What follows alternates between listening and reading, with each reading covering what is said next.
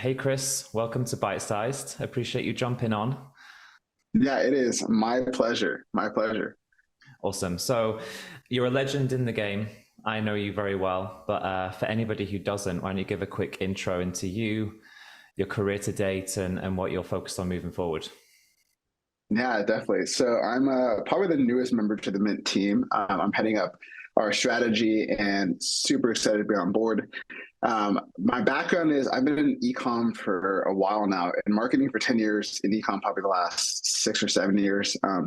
My last agency I was at was Common Thread Collective. It was originally based in Orange County. Now it's kind of all over. It's, the post-pandemic remote world. It's everywhere. But I started there as the strategist number two on a team of 15 people, grew with them to 160 people, and ended up leading our growth strategy department and had 10 strategists, two managers under me, and and really got to learn firsthand kind of the e-com game, from tiny clients to big players like Wilson Sports. Kind of got to see the whole gamut. So it's been a journey. And then more recently, I've been helping, even before Mint, helping a brand called Mate the Label navigate the growth, taking a really great sustainable brand and say, how do we expand growth? How do we do that in a way that's going to help us set up for future retail, all that fun stuff. So I've been helping out with digital growth for Mate the Label. So that's a bit of the story to this point. And now I'm on board to help us take Mint to the next level. Yes, quite the resume. We're very lucky to have you. So with that being said, let's do a quick state of the union. So, DTC e-commerce during the pandemic, post-pandemic. What's your take on where the ecosystem is at the moment and all the market shifts, and how's that shaping your thinking of where e-commerce Mhm. and DTC is going into 2023? Yeah, I think there's a lot of doom and gloom happening right now. Oh, now ecom's over, DTC's dead, and everyone just run to retail, which is fun and it makes the clicks work on LinkedIn. But I think it's a bit overblown. So I think 2020, 2021 showed us just the potential these systems have. And so obviously we saw that massive boom. Some brands just had phenomenal growth. I know that even brands like Mate just saw, things like sweatpants just fly off the shelves. And so I think we're seeing a contraction, and that totally makes sense for where things are today. A lot of brands, especially right now, are feeling some pain. I think as we're recording this, November, retail sales dropped 0.6% in the US, which is not a small number. It sounds small, but it's a pretty significant drop. And so we see this boom of 2020, 2021 to then December, like now, November, where we're seeing consumers kind of slowing down their purchases, acquisitions expensive. I'm still bullish on e-commerce. If you look at the trend line, it's growing. It's not contracting. We just stepped back, a little step back over this last year, but overall we're up and still growing in e-com. So I think Yeah. the DTC's dead, retail's the future. That's a little overblown. I think it's just we don't see quite the efficiency and the arbitrage we saw before, but there's still a massive future for e-com. Yeah, I think as well, a lot of brands and companies, they saw that big boom during the pandemic and made some misassumptions around where that trend line would continue afterwards, right? When the world Absolutely. normalized slightly again. And so to say it's down, is it actually down as to where it was going to go if there had been no pandemic, or is it down against the highs of the inflated kind of, inflated e-commerce success that people were seeing during the pandemic? Absolutely. I think everyone I had conversation with in 2020, the 2021, I said, don't base your forecast on 2020.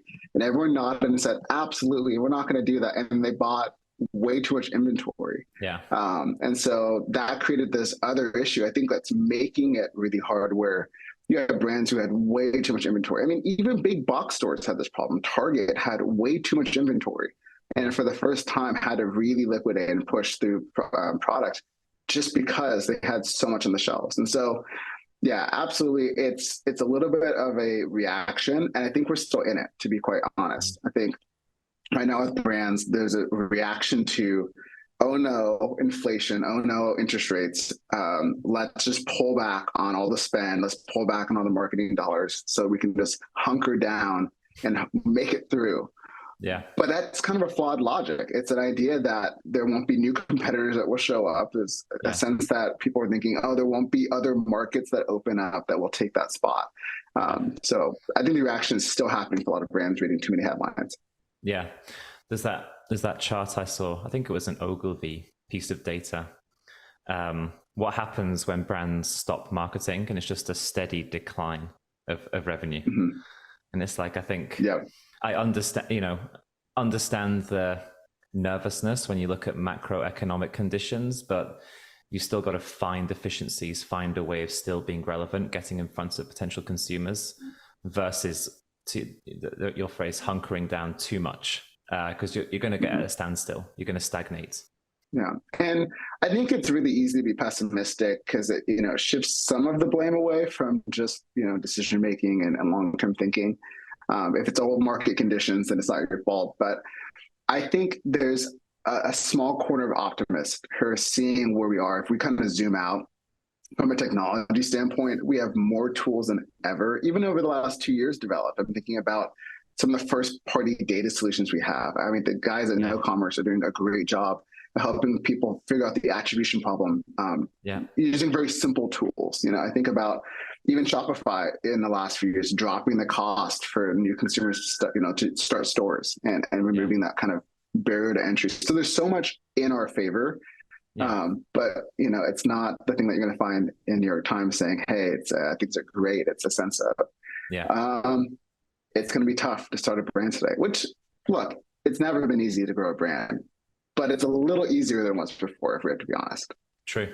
Yeah, true. We forget that, right? You mentioned the tech tools. I mean, we partner with Triplewell, which does a great job. That type of data wasn't available in such a clear, easy, single dashboard kind of way. So yes, the game's changed a bit, but there's a lot more tools that actually help us. So you're bullish on ecom still for next year, which is good to hear. So breaking that down a bit more granular, what are the biggest opportunities for brands? Yeah, absolutely. I think as you even mentioned Triple Whale and tools like that, I think we wouldn't even see the explosion of the North Beams and Triple Whales unless we had the iOS 14 issue. I think when things were great and it was just simpler to run ads, you didn't have to worry about attribution. You're like, just spend the money and then it's fine. What I think it's done is it's forced all of us to consider some of these challenges and do good marketing. And so one of the things I'll say is first party data has not been a new idea of us owning our own data set and understanding our customers. It's not new. But to DC people, it kind of is, in the sense that we never really had to. We just trusted, the all-knowing algorithm to find the customer. And who cares what? We don't have to know them. It knows them. And I think that's the first thing that's an opportunity, is this deep understanding of customers. Is almost going back to first principles of, as an e-com store, you have direct access. You don't have a big box between you and the customer that's going to filter out the data and maybe get some sell-through information.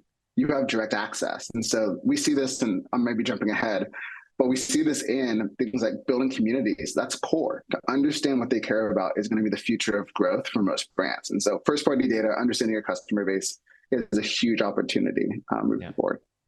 Yeah, agreed. Another one I'll add in that is, we see brands even saying as much as, privacy and protections coming in with that. So that's being forced by those changes and shifts to a privacy first world. It is a sense of saying, can we provide enough value so that people are willing to share what they want to share with us? And that's not just a given that people are just going to hand you their information, but saying, can we create an exchange, which is pushing a ton of effort and energy to top of funnel. So instead of it being just about transaction, it's saying, hey, we need to build enough trust so that when they show up, they're willing to give us something of information around who they are, what they care about, and ultimately then the purchase, so we can stay in touch with them. So I think that's also causing a shift in market. That is a huge, super opportunity for D2C brands who've typically been super bottom of funnel. Yeah. And that's something we speak a lot about, right? That convergence or unity of traditionally separated brand and performance. Keen to just have you expand on how you're thinking about that moving into next year. Just the future of the space. I think I did a post about it on LinkedIn. You know, I think brand and performance is, and the separation has been a construct of budgets and teams and P&Ls and everything else. And I think especially for e-commerce brands and D2C brands, it's one thing. You build brand performance. What's your take on that? How should brands be thinking about it? Yeah, I can't agree more. I think seeing your post on that, I agree that the delineation between these two groups that we love to talk about and love to create this enemy between, oh, the brand people don't really like the performance people, or the performance people are just not artists, don't appreciate the storytelling. I think it's a lot of just people making excuses for why something's not performing. And the idea that these two things are separated, I think you posted about this pretty clearly. Customers don't see it that way. No one else other than the brand and maybe the agency sees it that way. And so there is so much around where it's on a new concept. Again, I think this is probably 2023 is the year of rediscovery of old principles, but it is about a thoughtfulness that ties every stage of the interaction together. You know, the funnel is overused. We see the triangle all the time, but let's just be honest. If more brands actually did that, focused on the entirety of the funnel, there wouldn't be so much chaos between brand people and performance people. Because what's missing, I think, in a lot of these brands and where there's an opportunity is that middle layer, that sense of the consideration. You know, we think about the awareness at the top of funnel. So brands thinking, hey, and they get that. They see the Super Bowl ad that's just about, tell me about the Oreos, tell me about the tires. But then you go down the bottom funnel and you see transactional, and it's just like, buy this product, you know, here's a connection, here's a sale. But this middle of consideration is where all of the good opportunity lives. It is the place where it's harder to measure, but it's where you build loyalty at. It's the answering their questions. It's the considering their resistance to the product, overcoming some of their resistance to price. All of that happens between the middle of the trust built at awareness and the transaction built at the very bottom of the funnel. And so I think a lot of brands kind of just left the messy middle, that space to kind of be figured out. Maybe, you know, we'll just like, they'll figure it out between now and then. And it's where brands should focus on today. I don't think every brand should just jump to top of funnel and build like a Super Bowl commercial. That's not what I'm saying. What I'm saying is, instead of being so focused on, is this ad ROAS positive all the time and weighing everything to that single metric, thinking more holistically to how are we introducing the product, answering questions that they have, and ultimately building community so that when we get that customer, when they purchase, they refer, they share, they are more valuable to us over the long term, which brings together that CAC and LTV issue we see in brands of the cost of acquiring customers getting higher. So LTV needs to match it. That, I think, is discovered in consideration, that middle of funnel. So that's kind of what I think is a rough estimate of where brands should focus and a little bit more of where I think it's going in the future. Totally agree. Great answer. That's the MO. We'll see if it plays out, right? It's still a big year next year. Yeah, exactly. So changing gears slightly, you worked with how many brands? Over 200 brands. Okay. So when you're working with a new brand or whatever it might be, what are the first things you look at, in maybe in order or not in order, when you're trying to understand how to build or develop a growth strategy for them? Yeah, it's a great question. I think it's one I love. It's why I'm in this space. You know, I think growth strategists don't always get the most attention. We're not the most visually designing and not necessarily the finance people, somewhere the hybrid of the middle. Yeah. And for me, I am hyper-focused, almost obsessive about what is the goal. In everything in my life, by the way, I'm this way. So it's maybe just a personal issue of I need to know the goal. I need to know what is the win, where are we going, why are we doing this?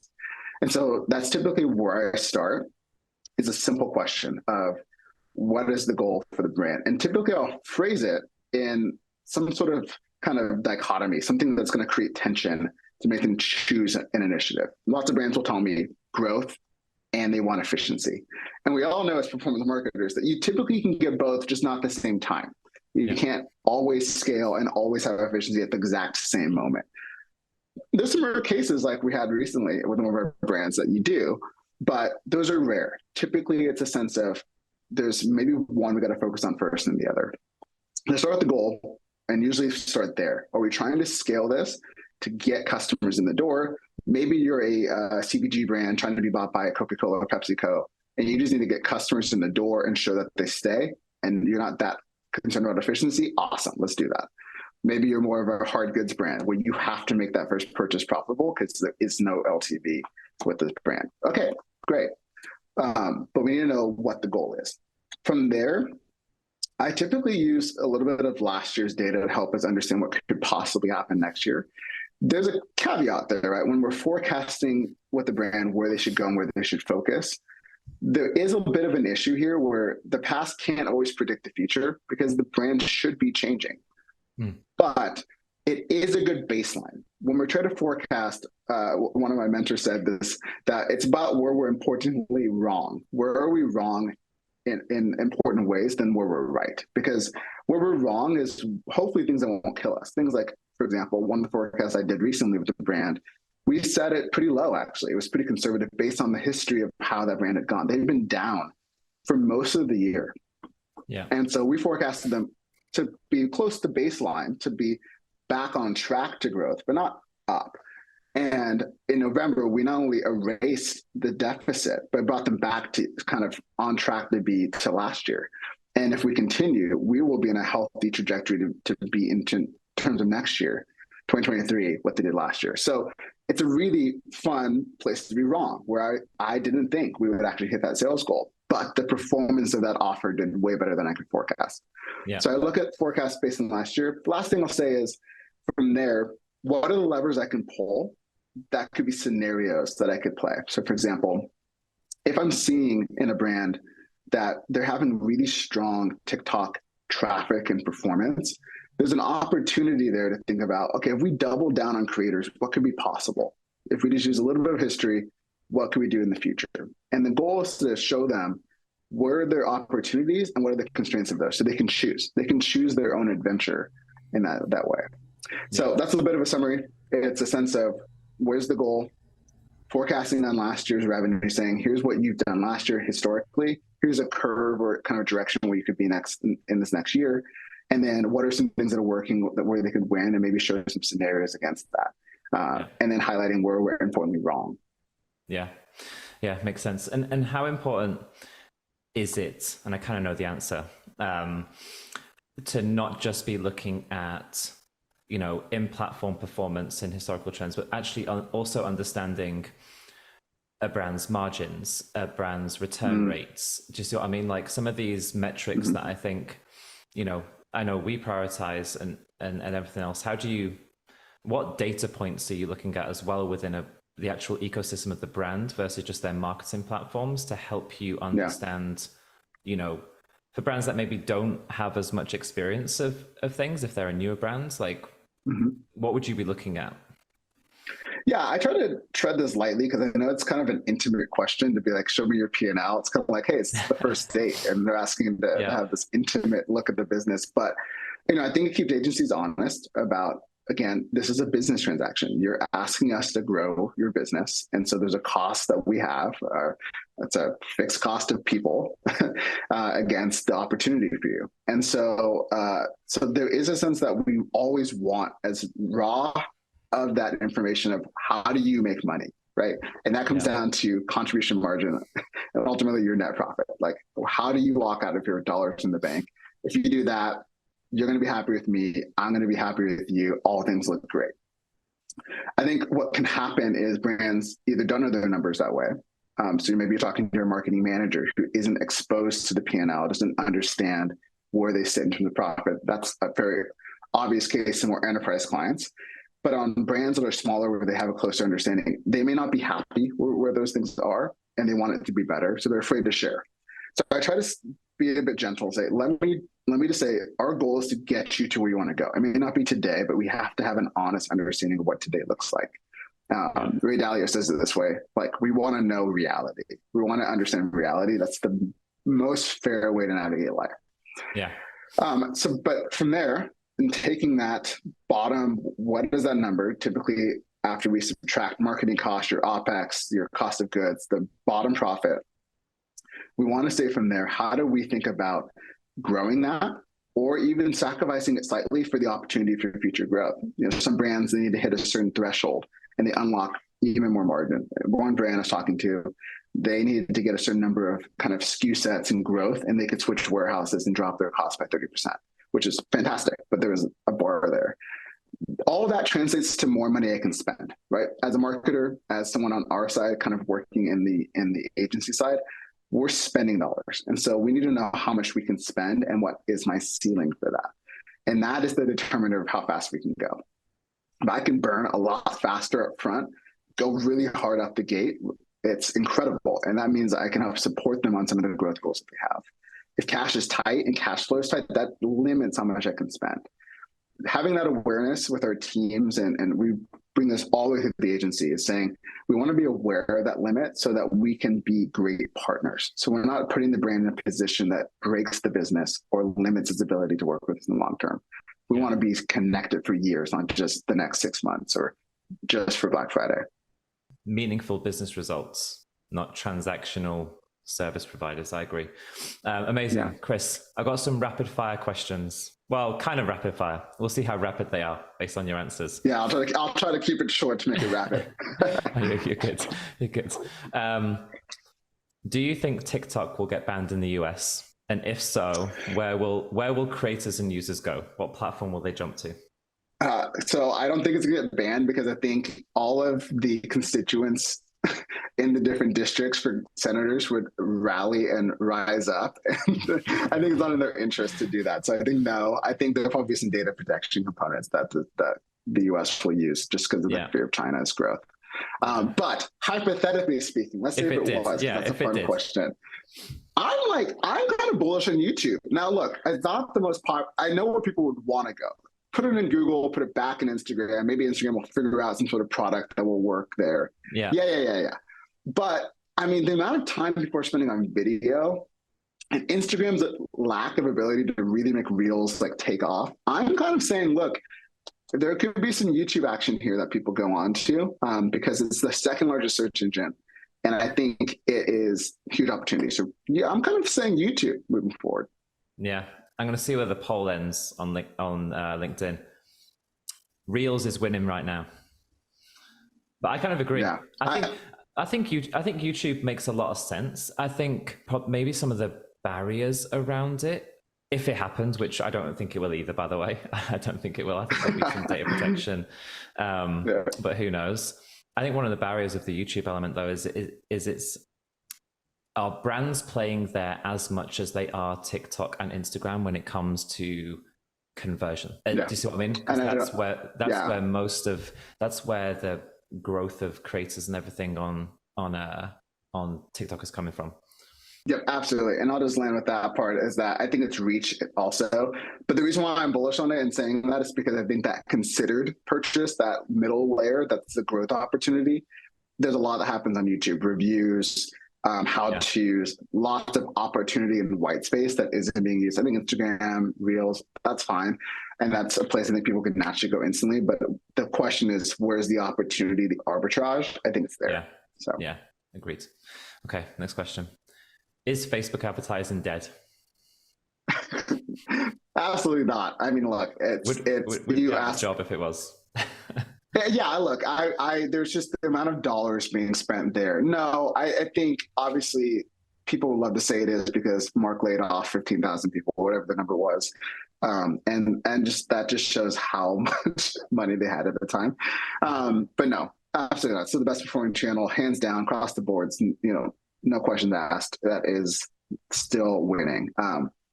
There's concerns. That's why everyone's diversifying, but it's still the massive opportunity for brands today. Agreed. You mentioned Zuckerberg, the metaverse. Overhyped nonsense or the future? Oh, maybe not Mark's version. I mean, based on the Oculus Pro, they don't say sales, but I don't think anyone's buying that.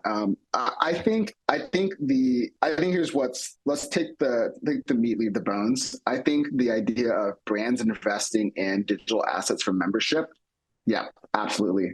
Nike's already kind of showing their hand with their I think dot swoosh. But I don't think the idea that we're going to all just live our digital lives is going to be the thing for this next 5 years. I think we have some room to go. And part of that's a computing problem, right? It's just not fast enough to support what that would need to look like. Yeah. Now, could I be wrong? Absolutely. Maybe Apple comes up with a great new headset that just pushes everyone over. But for now, I'm saying bearish on that one. Okay. Yeah, I share the same sentiment. Okay, quickly, what was the number one piece of advice for an e-com operator that you'd give if they're doing under 10 million a year in revenue? Yeah, I think one thing is just don't read the news. Take some time to keep your head down and focus on best practices. Look, if I had a nickel for every brand where I say, hey, when's the last time you talked to a customer directly and asked them about their experience? And they say, oh, I haven't talked to them in 6 months. It makes me weep inside. Look, I'm not an operator the same way that brands are, so I can't vouch and say, hey, I've grown this specific brand myself this way. But I can say is I've spent a lot of time with a lot of brands that have won and have grown and have been acquired or scaled. And all of them had this focus, this maniacal focus on customers, having them in their offices, interviewing them, calling them up, just on the blue, sending them a gift card saying, hey, we'll just give you this $50 to Amazon if you tell me more about what you hate about our product. I think that's a huge, huge, huge win. Why? Ad copy, it's the best stuff from the customer's mouth. There's only so much you can get from a review someone typed in kind of, lazily after an email flow. It's a whole different story if they've had an hour conversation with you, and out of that comes gold, a copy. Yeah.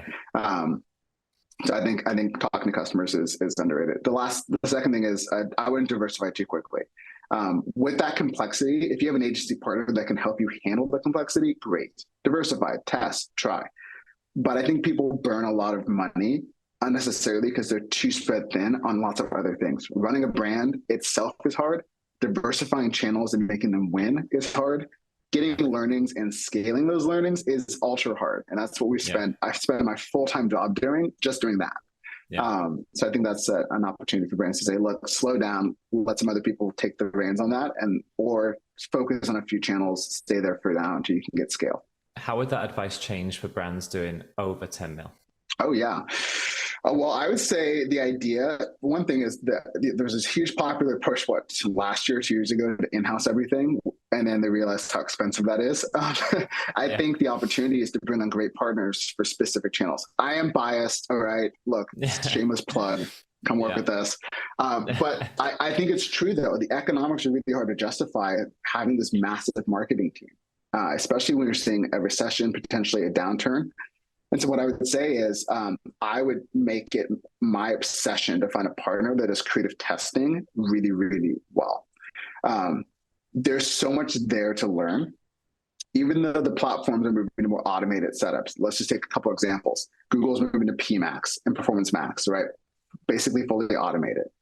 Advantage Plus, Advantage shopping campaigns, almost fully automated. And so if creative is really the only lever you have, creative testing now becomes the value added agency, not just the creative you make, but the insights and what to make next.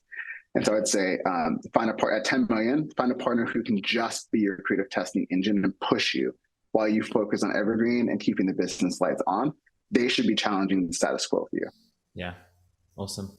Well, listen, dude, it's called Bite Size, so we've got to wrap it up because it's meant to be snackable content, but we could talk for hours.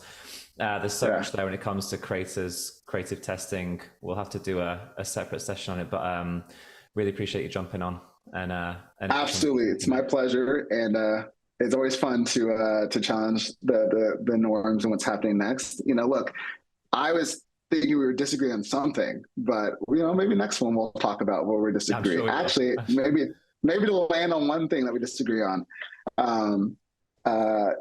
fear of God or represent. Oh shit! You can't do that to me.